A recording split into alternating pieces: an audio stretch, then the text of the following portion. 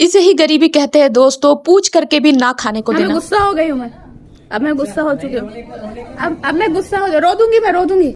वो दरवाजा है बाहर जाने के लिए।